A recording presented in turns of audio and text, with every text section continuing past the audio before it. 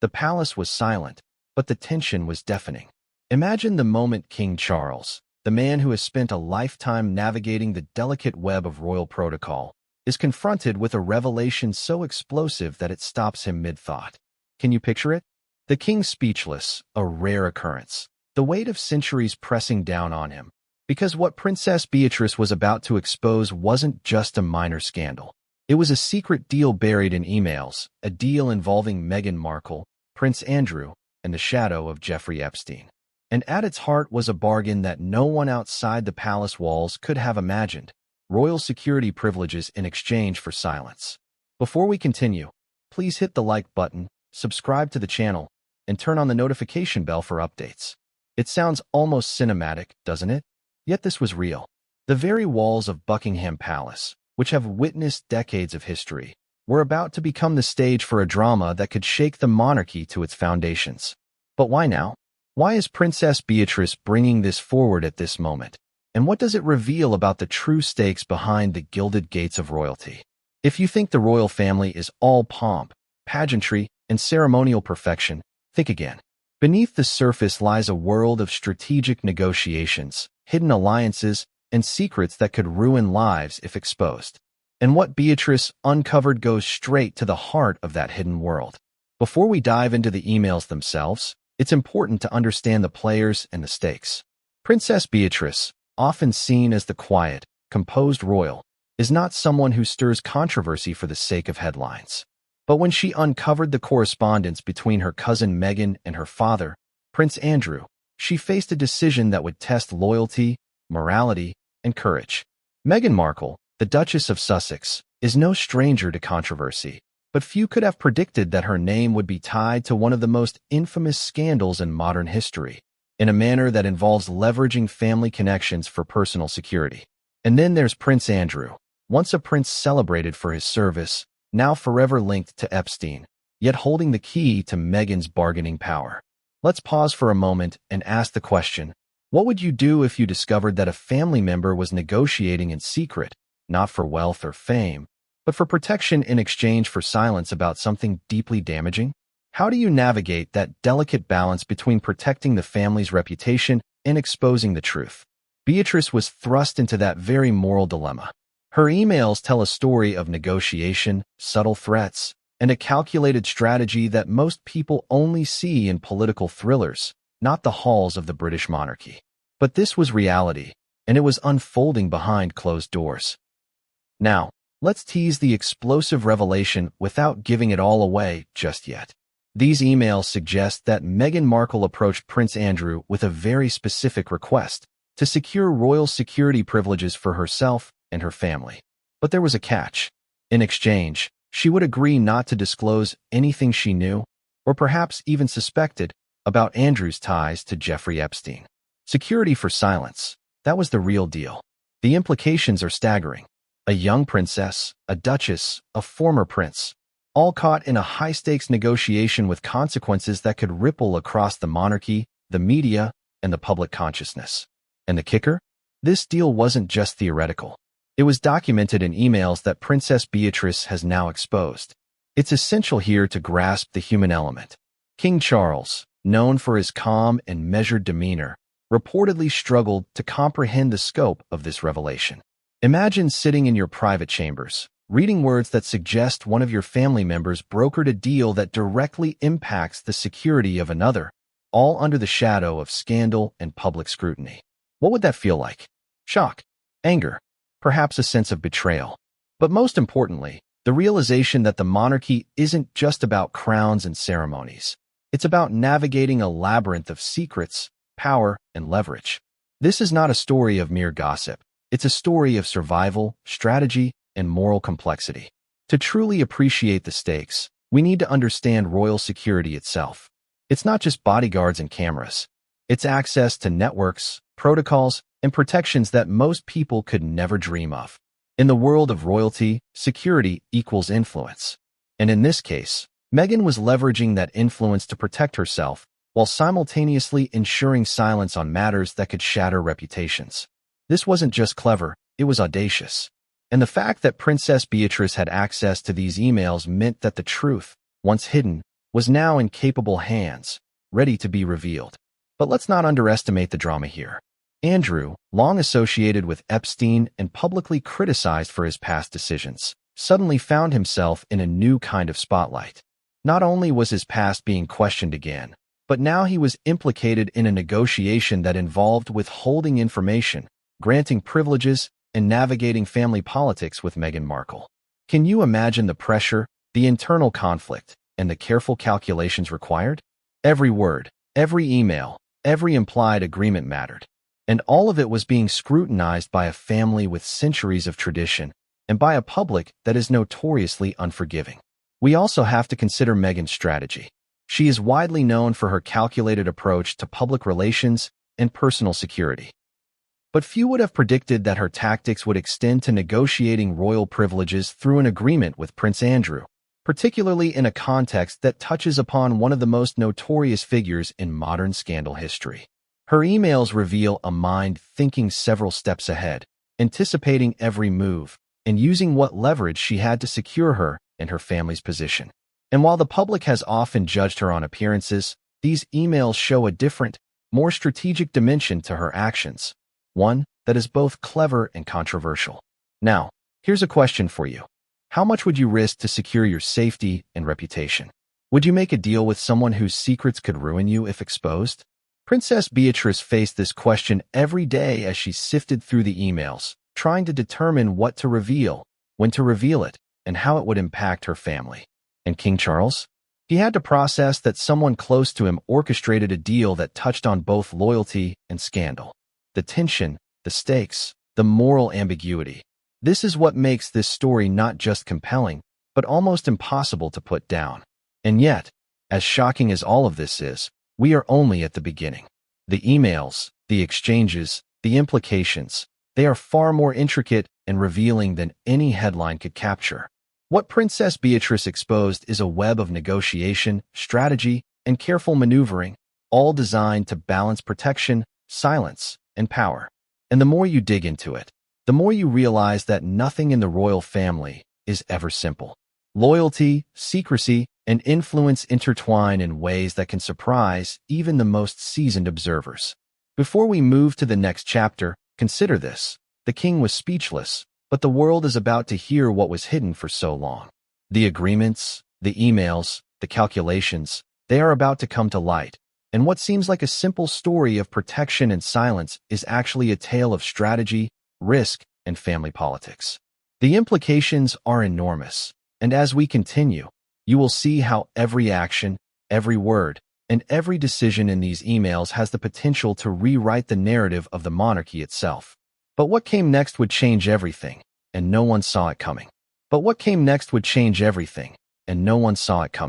Have you ever wondered what life inside the royal palace really looks like, away from the cameras and public ceremonies? The glittering halls, the ceremonial guards, the impeccable decor, it all seems so calm, so controlled. But appearances can be deceiving. Beneath the surface, every handshake, every whispered conversation, and every closed-door meeting carries weight. And before Princess Beatrice dropped the bombshell about Meghan and Andrew, life at the palace seemed almost deceptively normal. Almost. Picture it. Corridors lined with centuries of history, portraits of past monarchs staring down like silent witnesses, and the faint echo of footsteps that hint at secrets carried from one generation to the next. In this environment, discretion isn't just a virtue, it's a survival skill. Staff, advisors, and even family members operate under a code of silence, where information is power and rumors can have real consequences.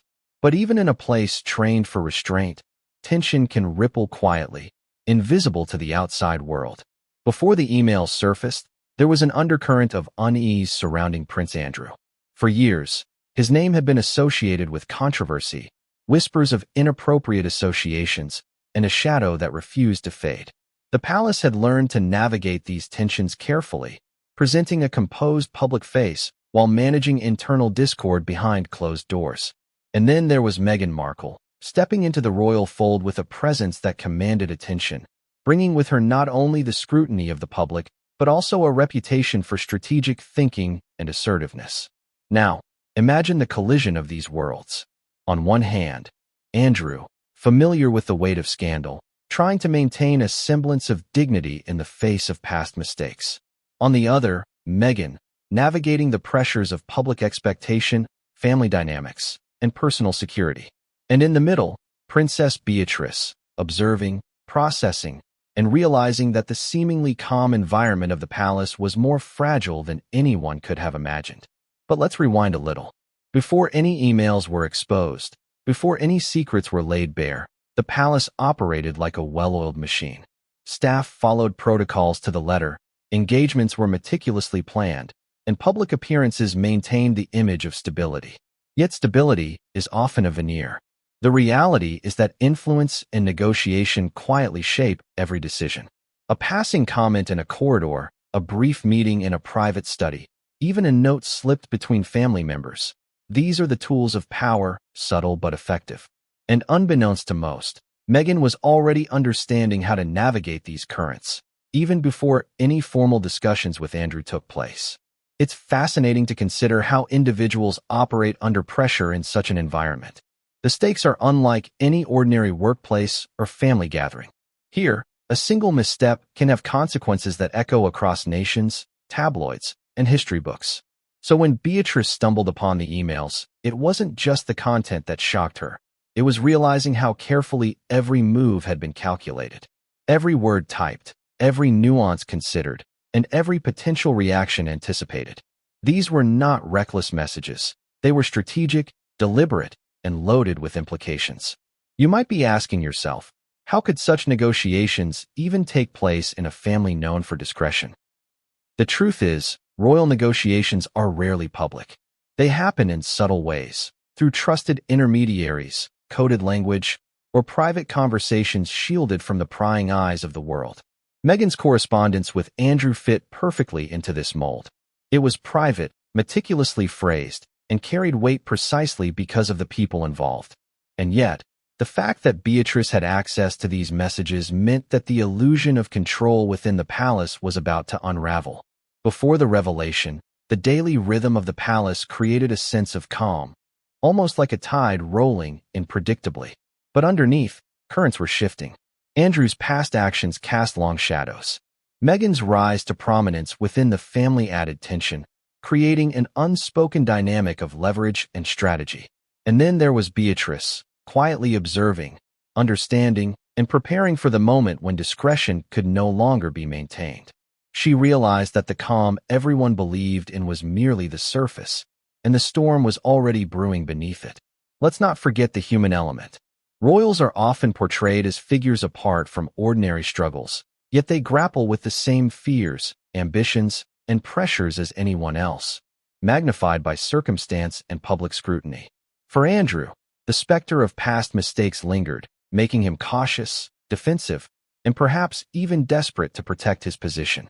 Meghan, ever mindful of perception and security, was equally calculating, thinking several steps ahead, and understanding precisely what leverage could be used to her advantage. And Beatrice? She was caught in the middle, balancing loyalty, family, and ethics, all while recognizing the gravity of what she had uncovered. It's crucial to grasp how even the most subtle movements within the palace can have enormous consequences. A single email, an offhand comment, or a quiet negotiation can ripple outward, influencing public perception, media narratives, and internal family dynamics. And that's exactly what these emails represented: leverage, strategy, and a hidden power play that few could have anticipated. While the public saw ceremonies, smiles, and public appearances, the private world of negotiation, risk, and influence was operating just beneath the surface. Consider the paradox. A palace known for tradition and stability was also a place of calculated risk. Protocol dictated behavior, but human ambition and self-preservation often dictated actions behind the scenes. Meghan's negotiations with Andrew exemplify this perfectly. She wasn't simply requesting protection. She was navigating a complex web of influence, history, and reputation, seeking an outcome that would ensure her security while controlling information that could be devastating if leaked. And Andrew, aware of the stakes, had to weigh the potential fallout against his own interests, a delicate balance that few outside the palace could comprehend. And what about Beatrice? For her, the discovery was a turning point. She suddenly held knowledge that could disrupt not only the lives of those involved, but the perception of the monarchy itself. Every detail mattered. The phrasing of emails, the timing of requests, the implied promises, and the subtle pressures applied. Beatrice understood the power she now wielded, information that could confirm suspicions, change narratives, and challenge assumptions. And as she reviewed the emails, the palace's calm veneer began to crack, revealing a more volatile, human, and dangerous reality lurking beneath centuries of tradition.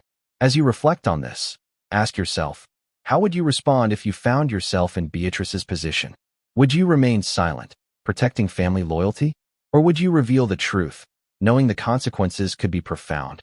And for Andrew, facing the delicate balance of past mistakes, public scrutiny, and familial obligations, every choice was fraught with risk. Meghan's calculated moves only heightened the tension, transforming what might have been a manageable situation into a high-stakes negotiation that could alter reputations and power dynamics forever. The calm before the storm is always deceptive. In Buckingham Palace, the calm was a carefully maintained illusion, masking the underlying currents of power, secrecy, and strategy. The discovery of these emails didn't just disturb the equilibrium. It exposed the intricate dance of influence, negotiation, and hidden agendas that shaped the royal family behind the scenes.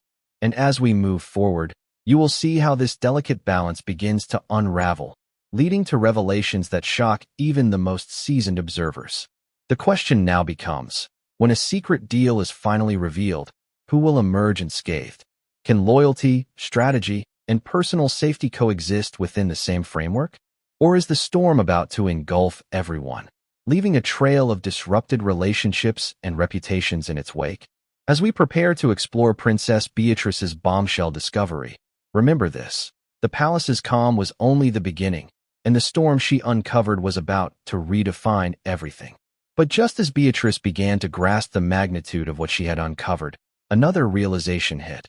A twist so unexpected it would set the stage for confrontation, intrigue, and decisions that none of them could have anticipated. Just as Beatrice began to grasp the magnitude of what she had uncovered, another realization hit. A twist so unexpected it would set the stage for confrontation, intrigue, and decisions that none of them could have anticipated.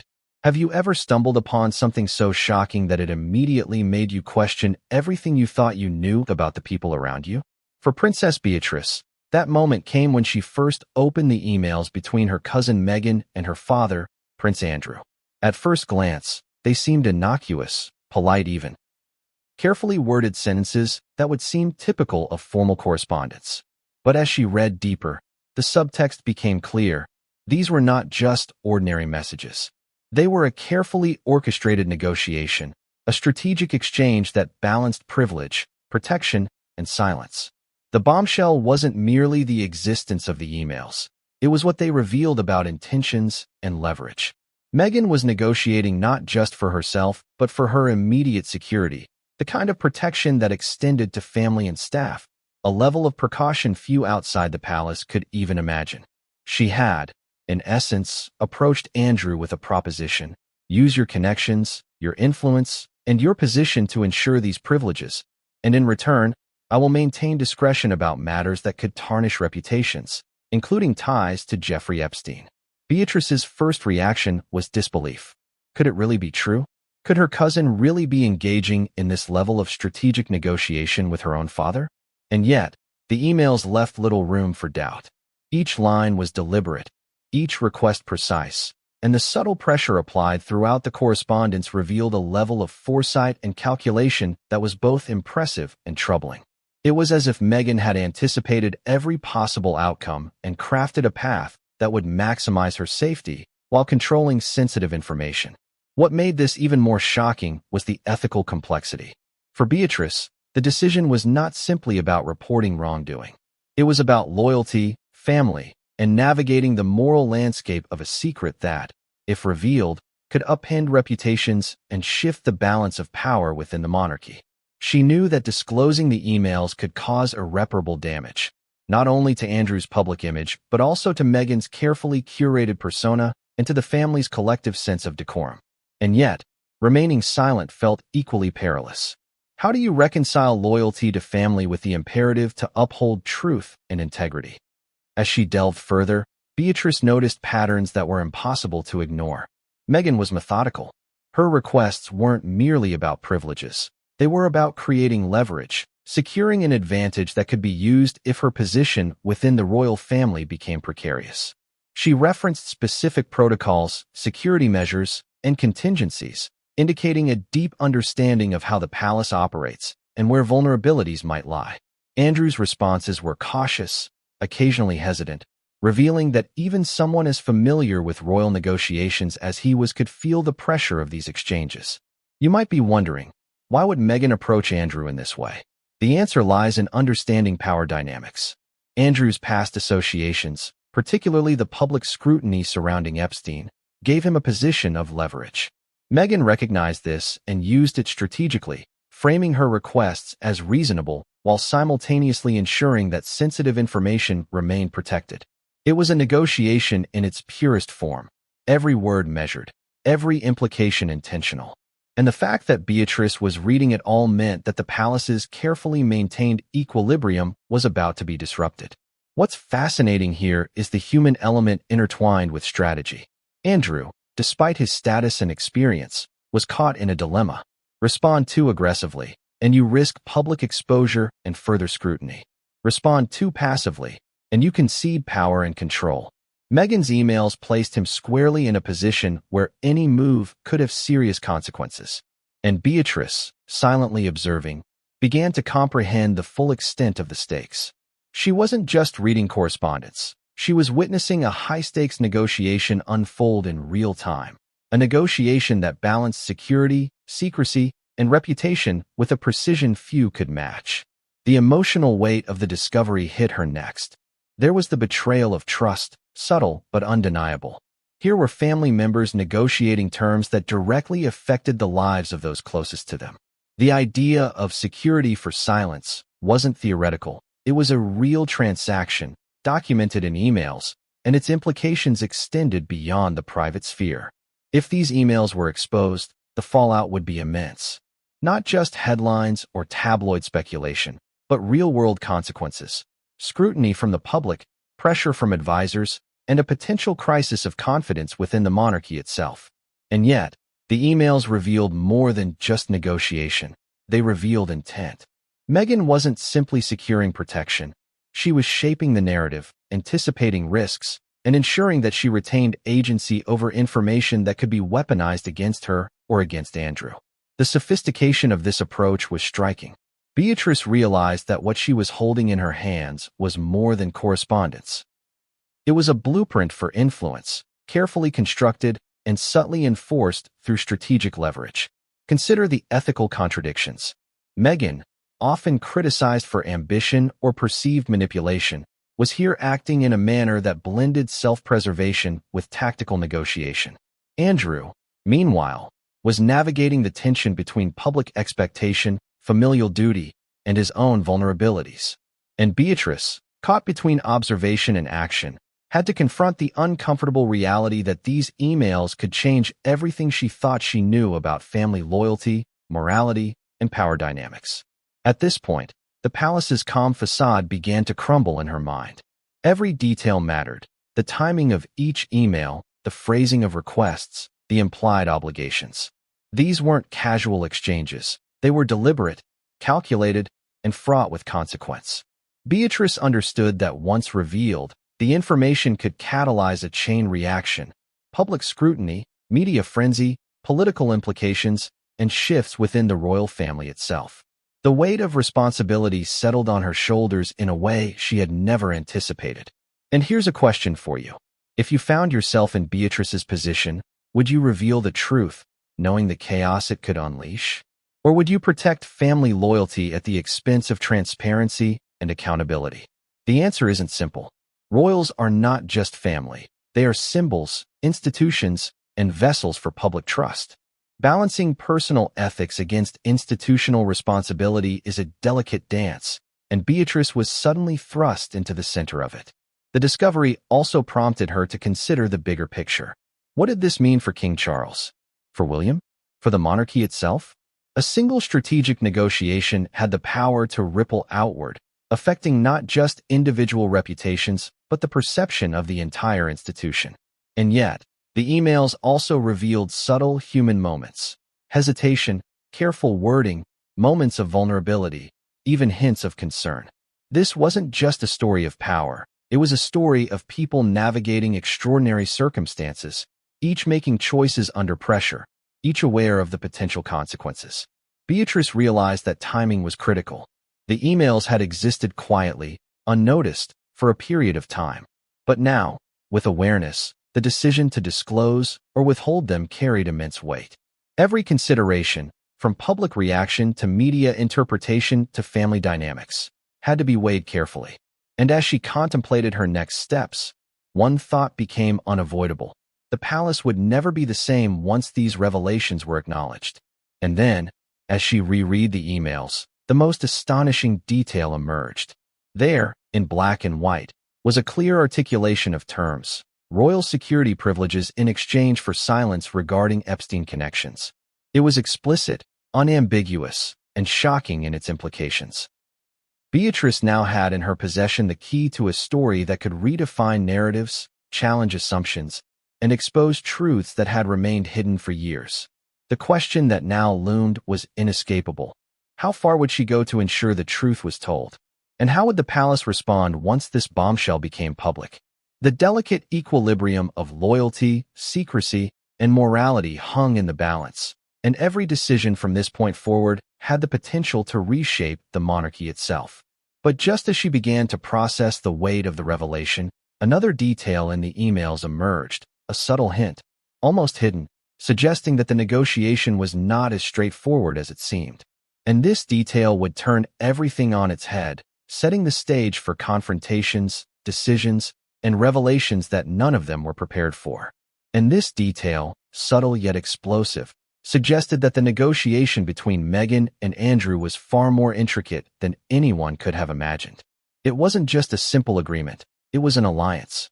An unlikely, almost unimaginable alliance, forged in the shadows of scandal and secrecy, where both parties had something to gain and everything to lose.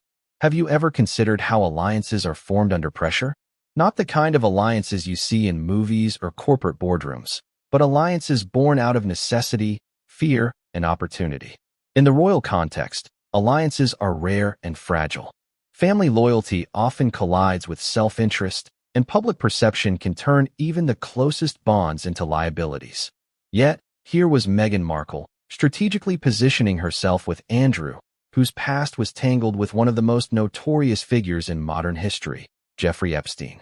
At first glance, their connection seems unlikely, even paradoxical. Andrew, long a figure of public scrutiny, carries the weight of past associations and controversies. Meghan, a newcomer to the royal family, navigates public opinion with skill, leveraging her position to create influence while remaining conscious of media narratives. And yet, the emails revealed a calculated understanding. Meghan recognized Andrew's leverage, his influence over security protocols, and the unspoken power that came with his connections. She approached him not as a rival, but as a negotiator, seeking mutual benefit. The alliance was audacious. Meghan was effectively proposing, "Help me secure what I need for protection, for my family, for my safety, and I will ensure that information damaging to you remains confidential." Security for silence. It's a concept that sounds almost cinematic, yet it was meticulously documented in correspondence that Beatrice had uncovered. And it was more than just emails. It was a blueprint for influence, a roadmap for navigating complex dynamics where personal safety, reputation, and leverage intersected.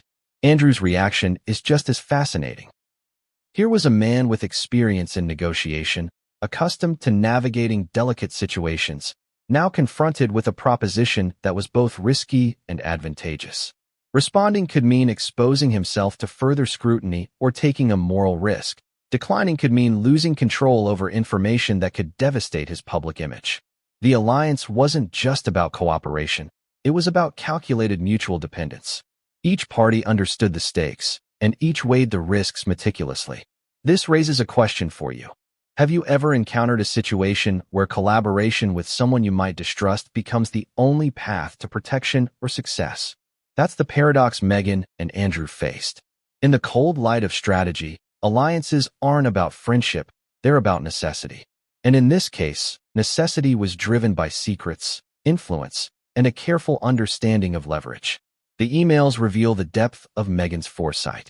She didn't simply request privileges or security measures in a vague or casual manner. She outlined specifics, staff, protocols, contingencies, and expectations. Each phrase was chosen with precision, reflecting an understanding of Andrew's position, vulnerabilities, and potential responses. It was a negotiation where every detail mattered, where the phrasing of a single sentence could tip the balance between compliance and conflict. Andrew, for his part, had to navigate the delicate balance of acquiescence and caution. Agree too readily, and he could appear complicit or vulnerable. Resist, and he risked confrontation, embarrassment, or loss of influence. The emails capture this tension perfectly. There's a subtle dance in every line: polite deference, strategic framing, careful omission, and implied consequences. Reading them, one can almost hear the unspoken dialogue, the mental calculations, and the awareness of historical scrutiny that accompanied each decision. What makes this alliance particularly striking is the human element. We often think of royal figures as operating above the fray, insulated from ordinary moral dilemmas. Yet here, the emails expose a profoundly human interaction. Both Meghan and Andrew navigate fear, self-preservation, ambition, and morality simultaneously. The negotiation isn't just procedural, it's psychological.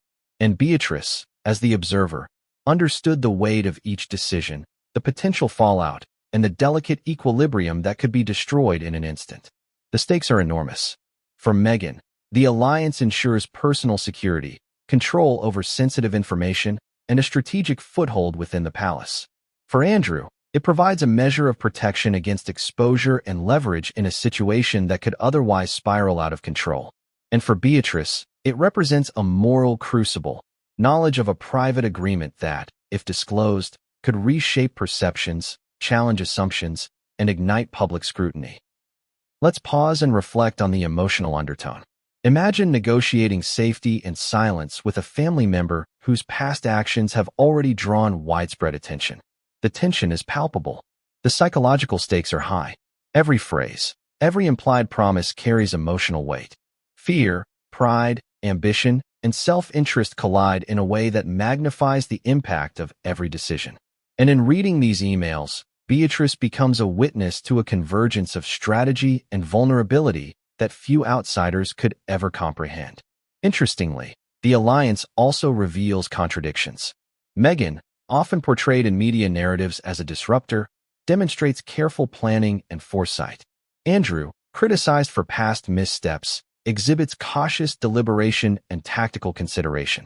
Together, they form a union of necessity, a collaboration that balances risk and reward in a way that seems both surprising and inevitable once you understand the pressures at play. The human complexity in these exchanges is remarkable. Ambition tempered by caution, strategy interwoven with emotion, and mutual dependence masked beneath layers of politeness and diplomacy. At this point, the emails also shed light on the broader context. Security within the royal family isn't just about physical protection. It's a form of influence, a tool to control narratives, and a means of asserting authority. By leveraging Andrew's connections, Meghan wasn't merely seeking guards or surveillance. She was strategically positioning herself within the palace hierarchy, ensuring that she retained agency over her own safety while shaping the parameters of what could and could not be disclosed. Here's a direct question for you. If you were in Meghan's position, would you have the foresight, courage, and audacity to negotiate in such a high-stakes environment? Or would the weight of expectation, risk, and scrutiny paralyze you? The emails suggest not only a calculated mind, but also a keen awareness of power dynamics and the vulnerabilities of those around her. This is not impulsive behavior. It is tactical, deliberate, and designed for maximum effect. Andrew's position is equally instructive. How does someone respond when confronted with a proposition that touches on deeply personal vulnerabilities, public scrutiny, and familial obligations? His replies in the emails reveal hesitancy, careful phrasing, and a recognition of both opportunity and risk. Every choice he makes is informed by the stakes, creating a tense interplay between compliance and self-protection. It's a negotiation where every word matters, and where failure to anticipate consequences could be disastrous. The emails also reveal subtle moments of human connection, almost buried beneath the strategic calculus. References to concern, shared history, and familial obligations punctuate the correspondence, suggesting that even in high-stakes negotiations, the personal element cannot be ignored. It's a reminder that behind every strategic move lies a human being, grappling with fear, loyalty, and ambition simultaneously. And yet, even as the alliance solidified, Beatrice realized that the full implications were still unknown. The agreement might secure Meghan's protection and maintain Andrew's silence in the short term, but the long-term consequences were far less certain. Public exposure, shifts in power dynamics, media scrutiny, and internal palace tensions could all transform this calculated alliance into a source of conflict and chaos. The equilibrium that seemed so carefully managed was, in fact, precarious and fragile. And just when it seemed the alliance had reached a temporary stability, another revelation emerged from the emails, one that hinted at even deeper layers of negotiation, subtle contingencies, and stakes that extended beyond what anyone had yet imagined. This new detail would further complicate the relationship between Meghan and Andrew and set the stage for confrontations and decisions that could alter the trajectory of the monarchy itself. And just when it seemed the alliance had reached a temporary stability, another revelation emerged from the emails, one that would shine a stark light on the intricate, often hidden world of royal security. Have you ever wondered how much influence security really holds in the royal family? Not just bodyguards, alarms, or discreet surveillance, but the kind of authority that controls who can access the palace, who is protected, and who remains vulnerable. For Meghan Markle, these privileges were not just perks. They were leverage, a shield, and a strategic advantage rolled into one. Royal security is a world unto itself, with layers of protocol, hierarchy, and calculated oversight. It's easy to assume that these measures exist solely to protect the family from physical danger, but in reality, security functions as a currency of power. It can be used to assert influence, manage relationships, and, in extreme cases, control the flow of sensitive information. Meghan understood this. The emails reveal her careful navigation of a system that few outsiders ever see, leveraging Andrew's influence to secure a level of protection that went beyond personal safety. It was strategic positioning at its most calculated. Think about it. The palace is a fortress in more ways than one. Every guard, every protocol, every surveillance camera is not just about protection. It's about maintaining control over who sees what, who hears what, and who can act on information. By negotiating access to these measures, Meghan was effectively controlling part of the narrative, creating layers of influence that would ensure her safety while minimizing exposure to risk. Andrew's role in this was critical. His position gave him the authority to make certain arrangements, and in return, Meghan agreed to a code of silence on matters that could have explosive consequences if revealed. But royal security is not just about logistics, it's psychological. The emails reveal subtle signals, concerns about exposure, timing, and who might gain knowledge of sensitive details. Meghan's requests weren't made casually. Each was crafted to achieve specific outcomes, balancing assertiveness with tact. The psychological impact on Andrew is evident in his responses, cautious, measured, aware of the potential fallout, yet compelled by the advantages presented to him through this unusual alliance. And here's a question for you. How would you respond if the safety of your family could be negotiated in an email thread, with every word carrying implications that could ripple across generations? It's easy to imagine royal security as a passive shield, a silent force in the background. But this story shows that it is active, strategic, and intimately tied to influence. For Meghan, every provision secured wasn't just about her immediate well-being. It was a calculated investment in long-term stability within the palace. The human element in these negotiations cannot be overstated.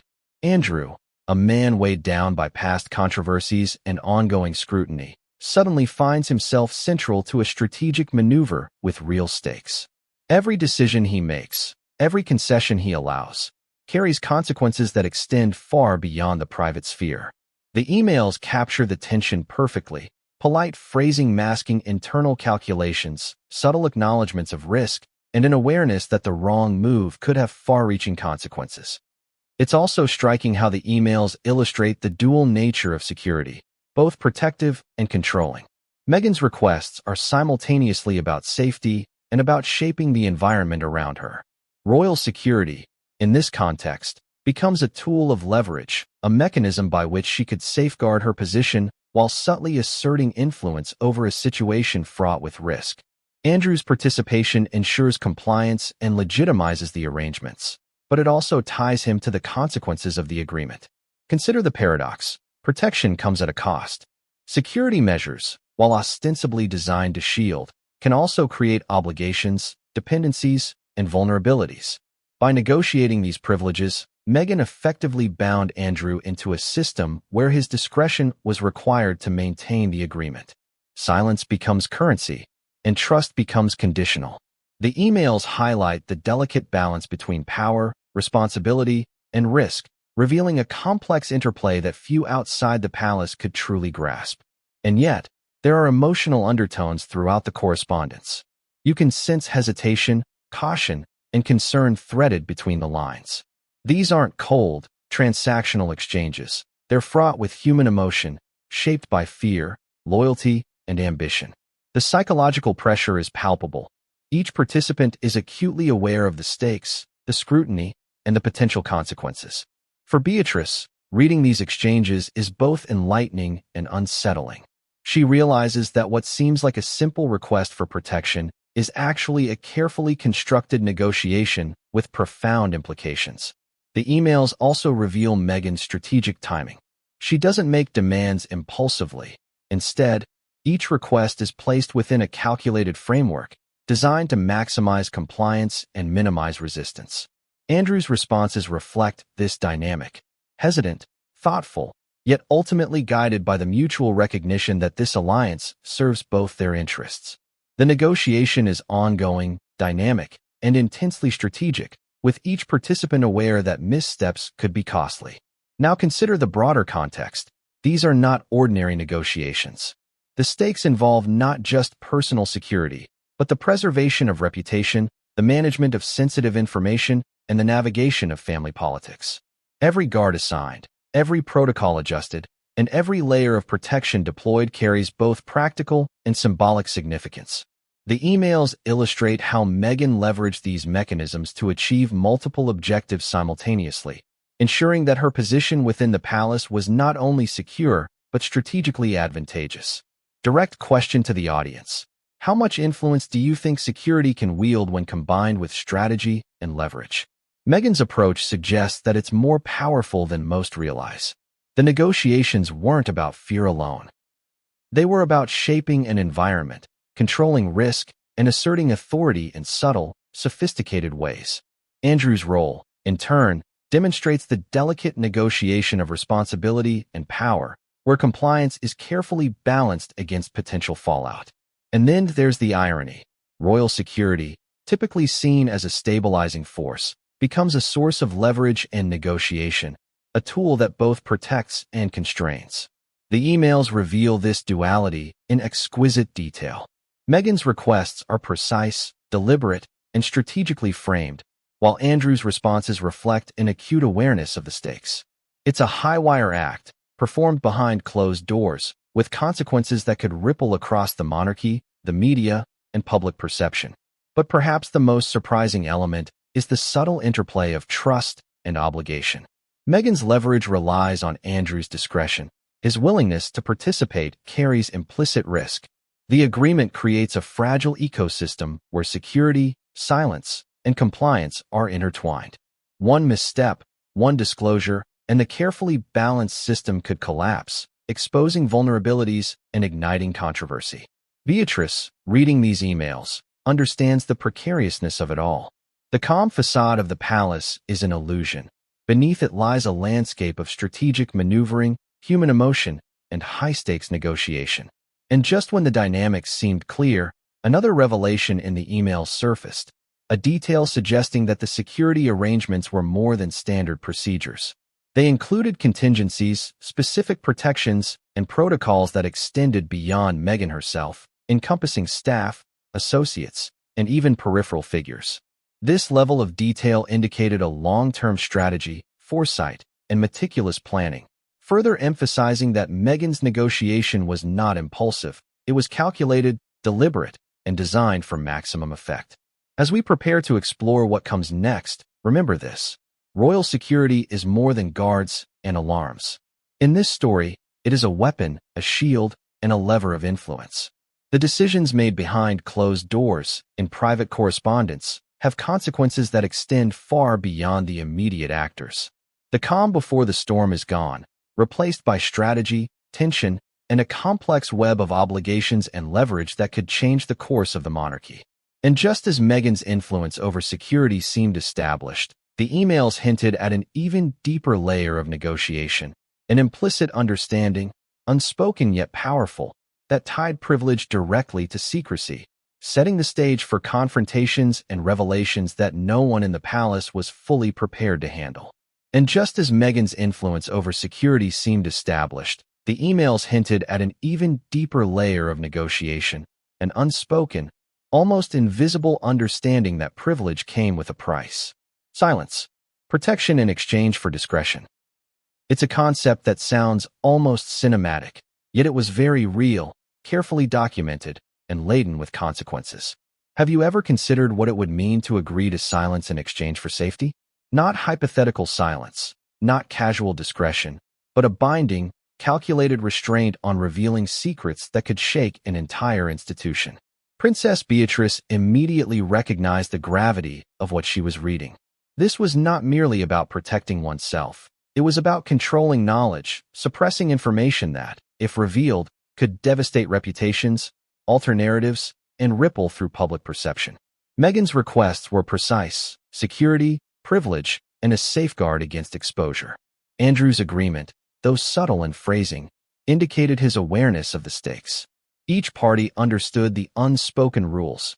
Protection depended on discretion, and discretion depended on mutual compliance. Pause for a moment and ask yourself, how would you navigate such a situation? Imagine being in Beatrice's position, reading correspondence that binds two family members in a delicate, high-stakes agreement. It's not just about safety, it's about ethical complexity. On one side is loyalty, on the other, truth. To reveal the emails could protect the public from hidden realities, yet it could also fracture familial bonds and provoke media frenzy. The weight of responsibility is almost unimaginable.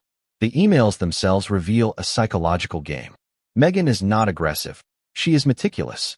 She frames her requests with politeness, subtle reminders, and carefully crafted language that balances assertiveness with diplomacy.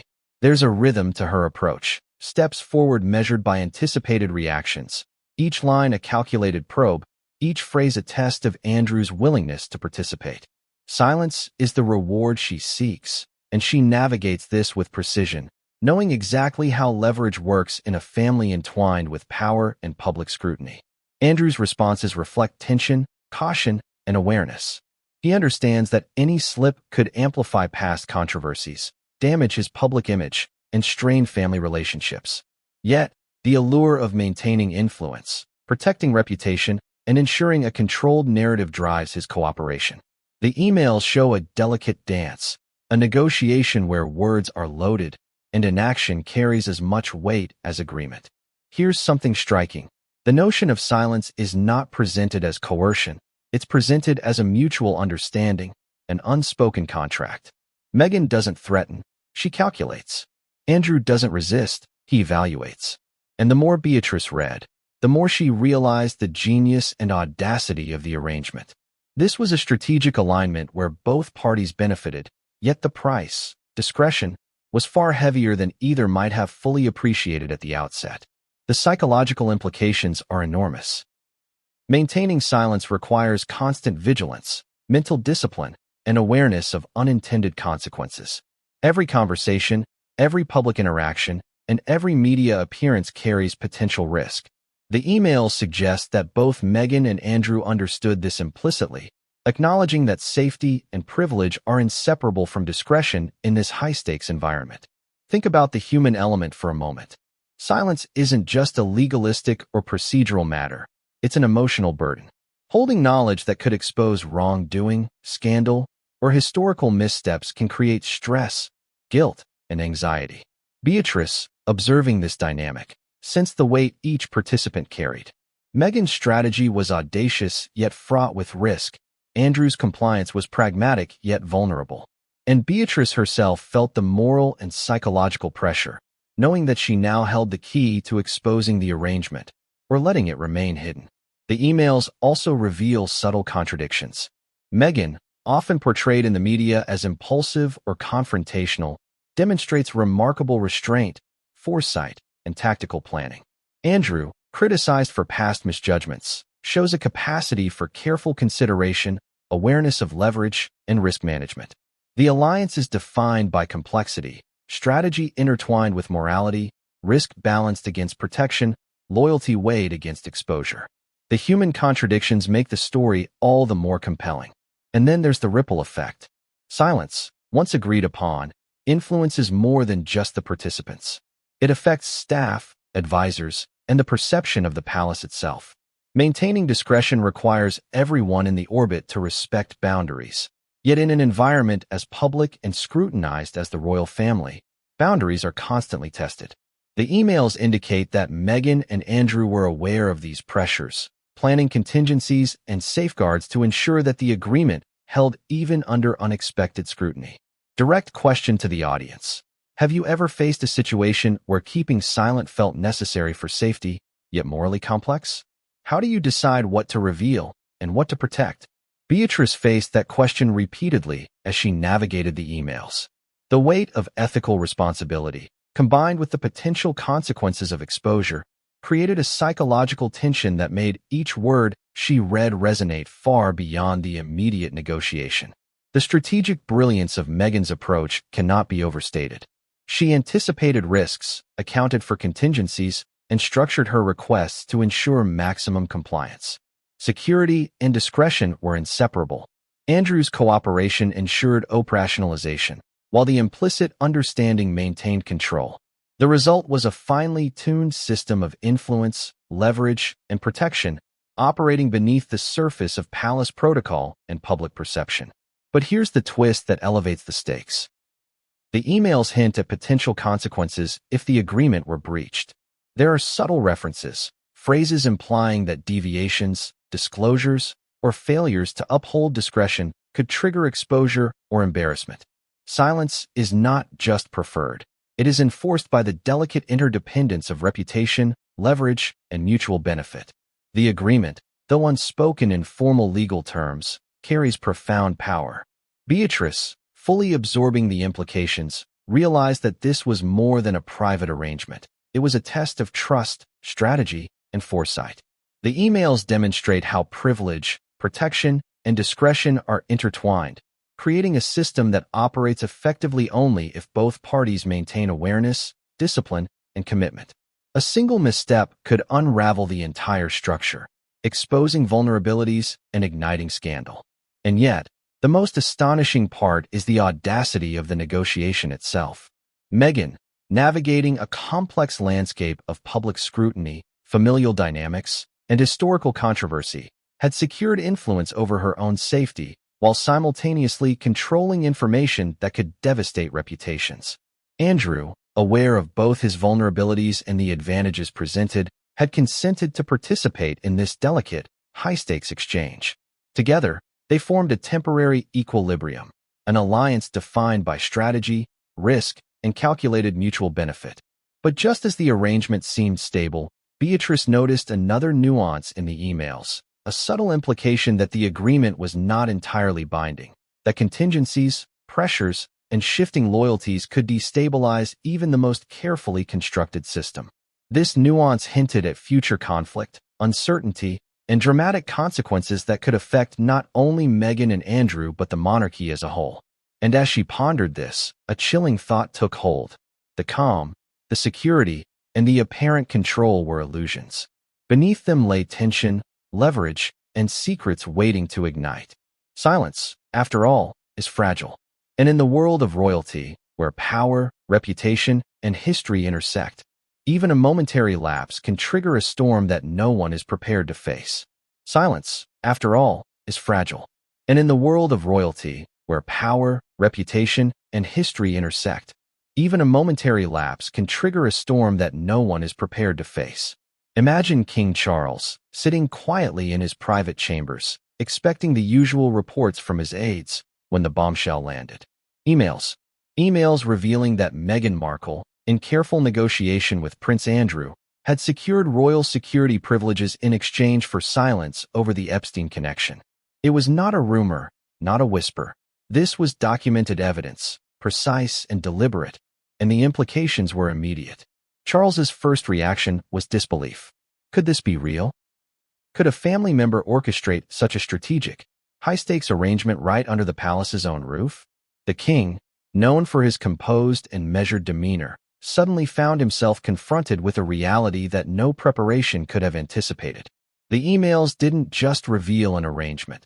They revealed intent, strategy, and leverage, concepts that few in the monarchy openly acknowledge, let alone negotiate within their own family.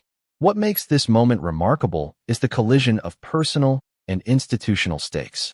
For Charles, this is not merely about family drama. It is about the reputation and stability of the monarchy itself. Every action taken, or not taken, carries implications for public perception, media scrutiny, and historical legacy. A single misstep in response could amplify controversy, creating a cascade of consequences that extend far beyond the immediate actors. The emotional weight was immense. Shock, incredulity, and a pang of betrayal mingled with a sense of urgency. Here was his son-in-law, Prince Andrew, negotiating with Meghan Markle in a way that could impact not only their own positions, but the broader narrative surrounding the family. Security, leverage, and discretion were at stake, and Charles had to process this while maintaining the composure expected of a monarch. Pause for a moment and consider. What would you do if confronted with such evidence about your own family? How do you reconcile the public responsibility of monarchy with private betrayal and negotiation? Charles was faced with this exact dilemma. The emails painted a picture of strategic cunning, careful planning, and moral complexity, an alliance forged for mutual benefit, but at a cost that touched every corner of family loyalty and institutional integrity. The king's advisors were immediately involved, adding layers of complexity. Counselors, legal advisors, and private aides had to weigh not only the immediate implications, but also the long-term risks. How should the monarchy respond if this information became public? How could damage be mitigated while preserving family cohesion? And how should they address the delicate moral and ethical questions raised by the negotiation? The palace is no stranger to controversy, but even seasoned advisors recognize the gravity and unprecedented nature of this particular revelation. Consider the human aspect.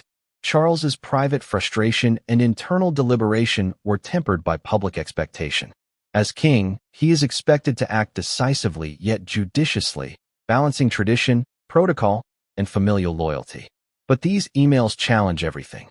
Meghan's strategic acumen, Andrew's reluctant cooperation, and Beatrice's possession of the evidence created a situation in which every decision carried immense risk. One wrong word, one misstep in communication could unravel reputations, erode trust, and ignite media frenzy. The psychological impact cannot be overstated. Shock can freeze the mind, and in Charles's case, it did momentarily. The realization that a family member was negotiating privileges in exchange for silence on a scandalous association hit at the very core of his authority. This was not a distant controversy. It was intimate, embedded within the family structure, and capable of undermining the stability he had worked to maintain for decades. As the king processed the emails, he likely thought about precedent. History is littered with examples where secrecy, leverage, and miscalculation have caused institutional upheaval. Yet, this situation is unique. Meghan's negotiation, Andrew's participation, and Beatrice's awareness combine in a perfect storm of personal, familial, and institutional tension. The complexity is staggering. One action, one disclosure, or one lapse in judgment could have consequences echoing far beyond the palace walls. Pause to consider the tension in the room. Imagine aides quietly observing, anticipating a reaction, knowing that the king's response could shape the trajectory of not only this controversy, but also the family's public image. Advisors whispering options, debating strategy, weighing public and private consequences. It is a situation where diplomacy, psychology, and immediate judgment collide in a way that few outside the royal bubble could ever comprehend. Yet, amid the shock, there was also an acknowledgement of strategy. Meghan's foresight, Andrew's calculation, and the careful orchestration of privilege and discretion demonstrate a level of sophistication that even the king could not ignore. While morally and ethically complex, the arrangement reflects an understanding of power dynamics, risk, and leverage that is rarely so transparent, even in the corridors of the palace. Consider Charles's internal conflict. On one hand, there is familial loyalty and the instinct to protect his relatives. On the other, there is the responsibility to maintain institutional integrity, public trust, and historical continuity. These competing pressures converge in a moment of heightened tension. The emails are not merely documents. They are a moral and strategic test, a puzzle that demands careful deliberation and foresight. Direct question to the audience. How would you respond if confronted with evidence of negotiation and leverage among your family members, with potential public consequences? Would you prioritize loyalty, secrecy, or transparency? For Charles, this question is not abstract. It is urgent, pressing, and laden with historical weight. The emails also revealed subtle cues that intensified the king's reaction. Language choices, timing, and implied expectations demonstrated that this was more than a casual agreement. Silence was not simply requested. It was implicitly demanded, intertwined with privilege and influence. Security measures were granted not solely for protection, but as part of a calculated exchange. The implications are profound. A transaction where discretion is currency and influence is the cost. Charles's shock also stemmed from the realization of exposure. The public, the media, and historians are always watching. Any hint of mismanagement, impropriety, or collusion could fuel speculation, criticism, and scandal. The emails made the stakes tangible. They were not theoretical. They were evidence, carefully crafted, and undeniable. And in holding them, Beatrice possessed the power to alter not only perceptions, but potentially the course of royal dynamics. The irony is remarkable. A monarchy built on centuries of tradition, secrecy, and protocol finds itself confronted by a negotiation that operates both within and outside these structures. Privilege, leverage, and discretion converge, challenging not just Charles's authority, but the very fabric of how the royal family manages internal conflicts and public image. The king's shock is not merely emotional, it is existential. And just as he began to comprehend the full magnitude, another element became clear. The consequences of these emails were not confined to Andrew and Meghan. They threatened to cascade through the monarchy, affecting advisors, family relationships, and public trust. The strategic negotiation that seemed private was poised to have public repercussions, and Charles had to prepare for a storm unlike any he had faced in his long tenure.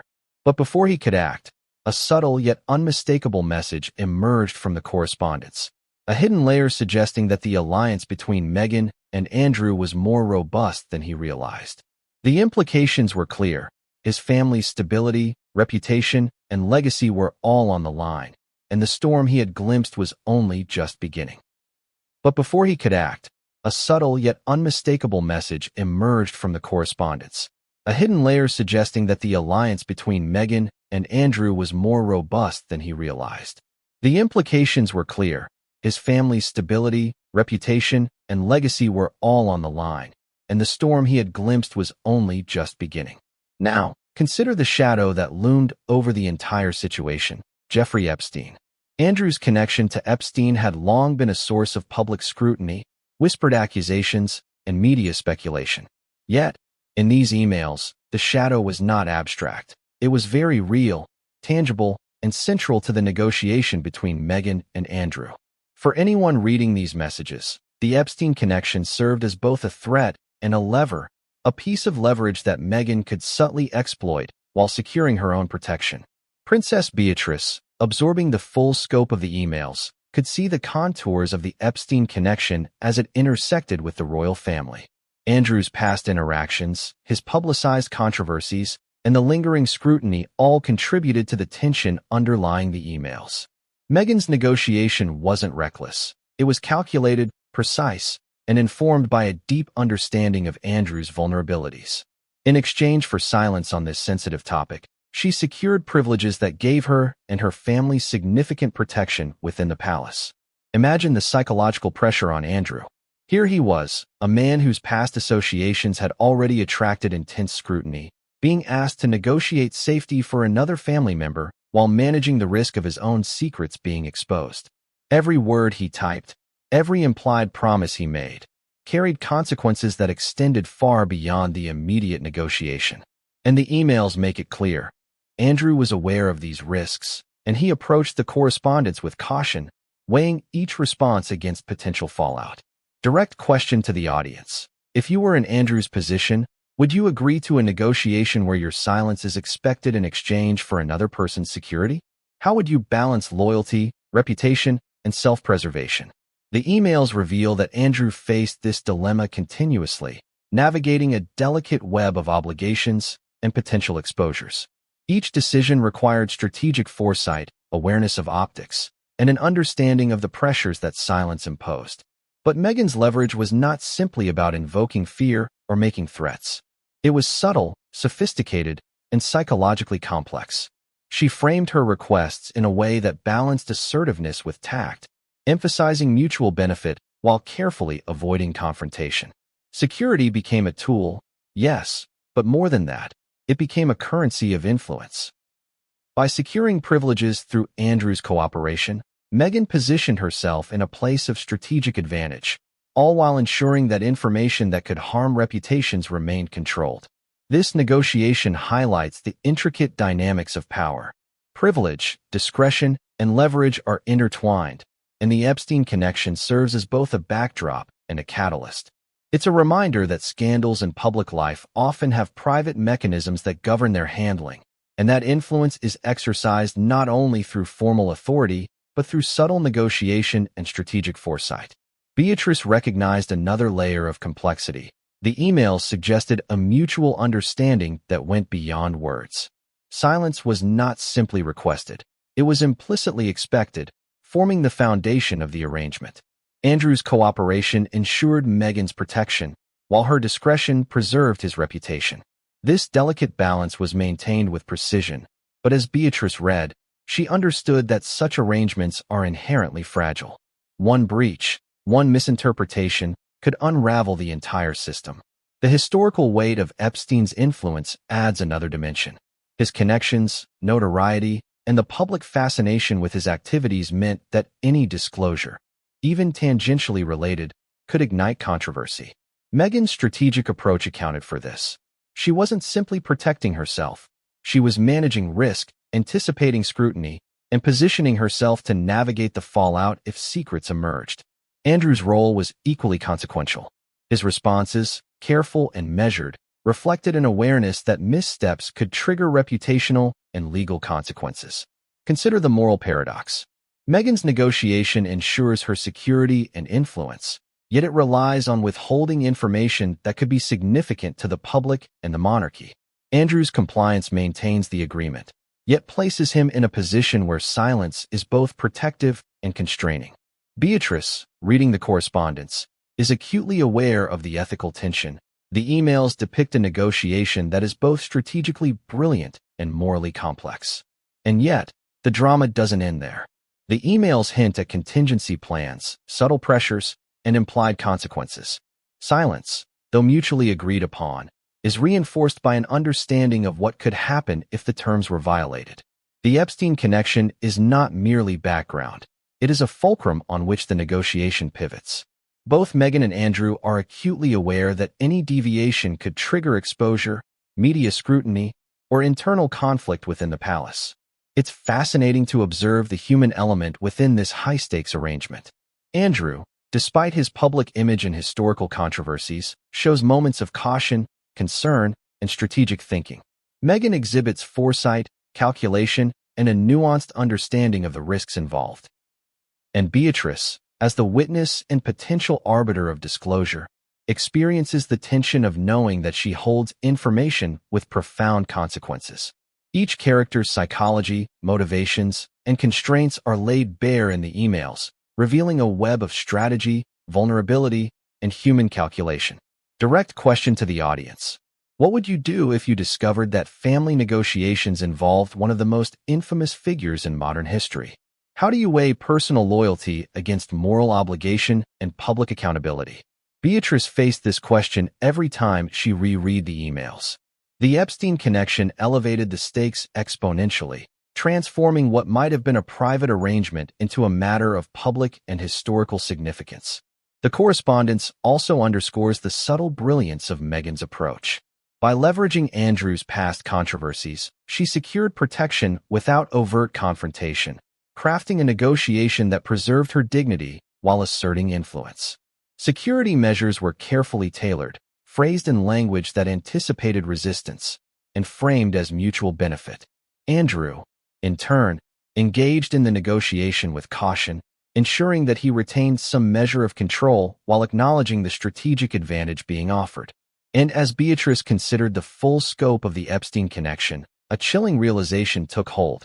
The alliance between Meghan and Andrew was not just a temporary maneuver.